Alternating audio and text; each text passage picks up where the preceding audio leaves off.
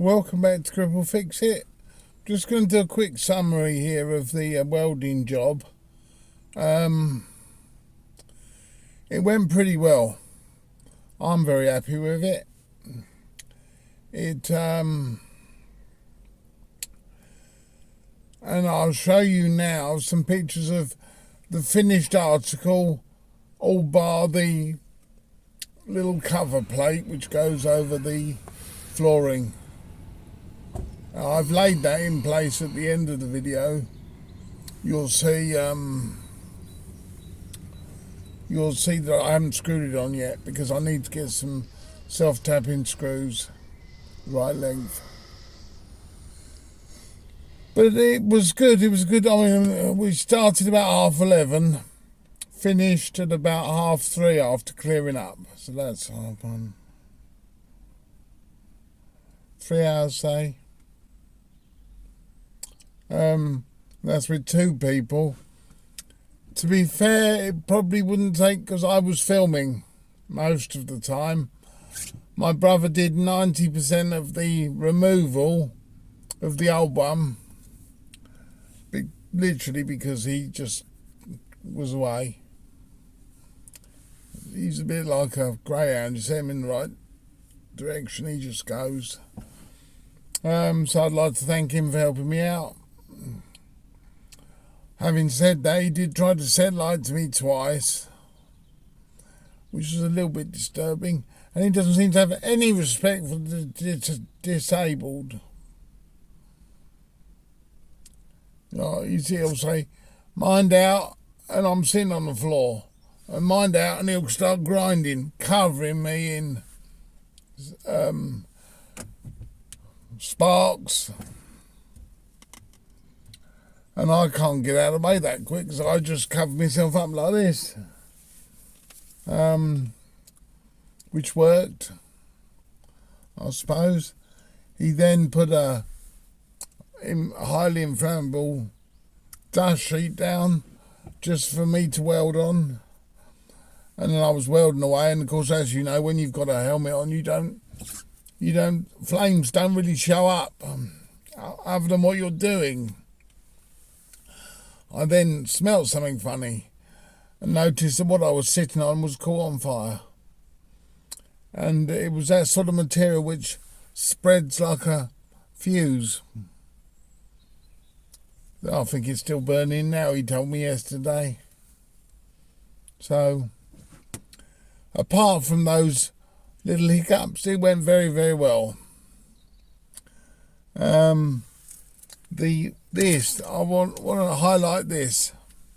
This saved about, at least half an hour of manual riveting. And there were only probably 10 or 15 rivets holding the ramp on and the side panels. But it was so quick. We thought it had died after 4 rivets.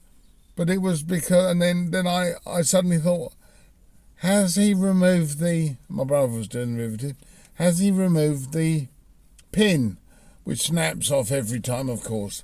And of course, this one, being a drill operated one, there is no end. With a manual one, they tend to come out the end. As you put the new one in, the other one comes out. This, of course, has got nowhere to go. So if you leave it in there, it don't work, and that's what had happened. To remove the pin, by the way, this was, I think, $8.99 on eBay, and I thought it's going to be hopeless, but it was brilliant. You put a drill on this end, rivet in there, got several attachments for different size rivets. This is the biggest one, which was a 5mm rivet. Put it in there, turn the drill on, bang, snaps. Literally that quickly. Brilliant. And it still works. Once we discovered that, well, he lied to me. I said, "Have you removed the pin?" And he said, yes, I've removed the pin. So I thought I'd try it. wound the drill anti-clockwise. Oh look. And it pops out. So clearly he hadn't even moved the last one. Now there's an example for you. So we'll bin that. And it's all ready to use it. You put a new one in, wind the drill, turn the drill to clockwise, just snap, and then unwind it. That's how it works. To be fair, neither of us had used one before, but there's no need to lie when I ask a simple question: have you removed the pin? Because he hadn't. Bloody good tool that. So there it is. You'll find them on eBay. I would put, I can't remember what I searched for, but I knew I wanted to save time. Because 5mm rivets, you start using a manual one, that it takes some effort to break the pin. After a while, they used to do manual ones, which are big concertina things. I've seen the guys use them on building sites. And you push down and bang, bang. They're quick, but they're a lot more expensive than this. And I think it's well worth the money.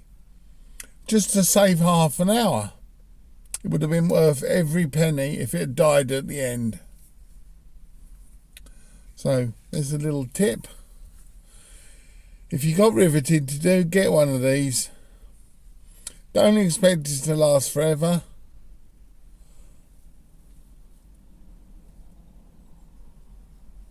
I think I put in,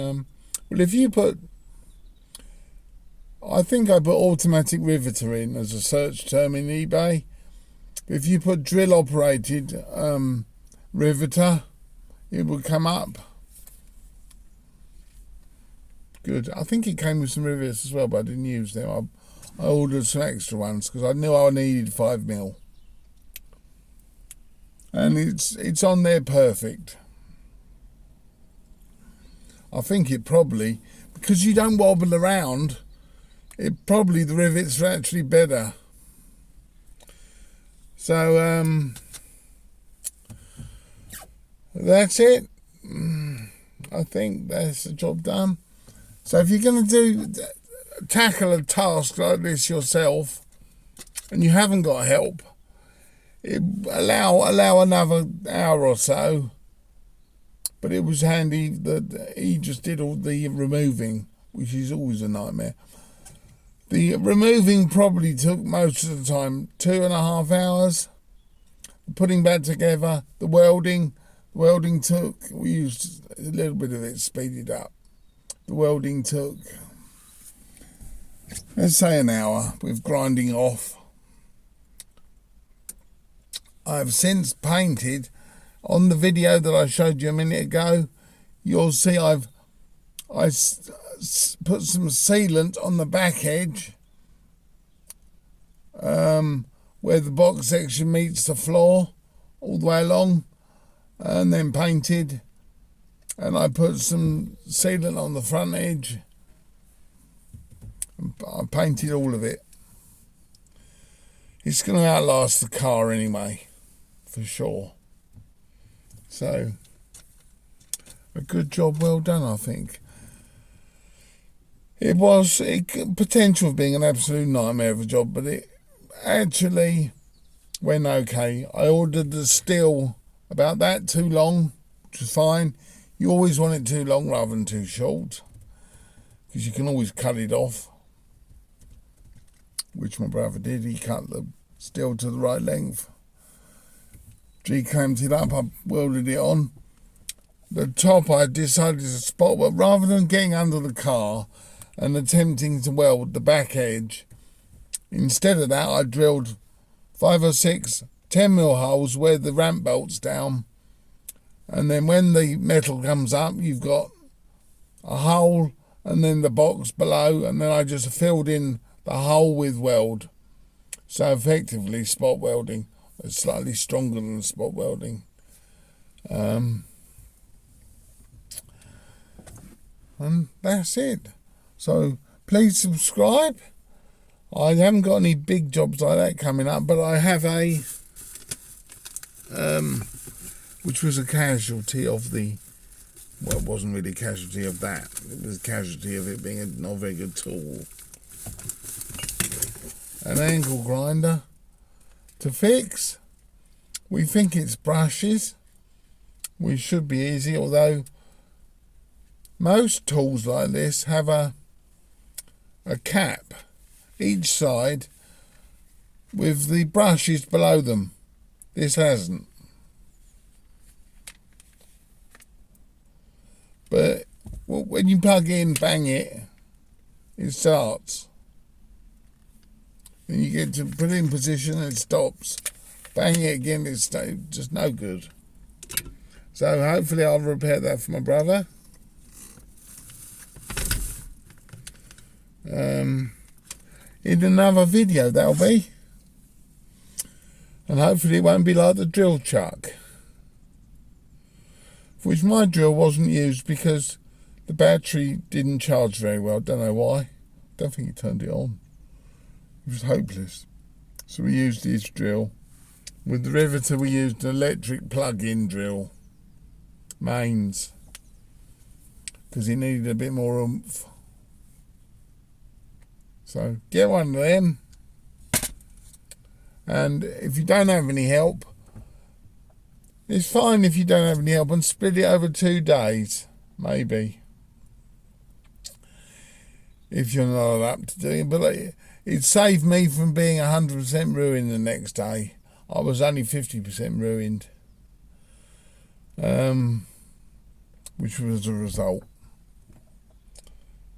So, cheerio, please subscribe or like or do whatever you want to do, really. And I'll see you in the next video.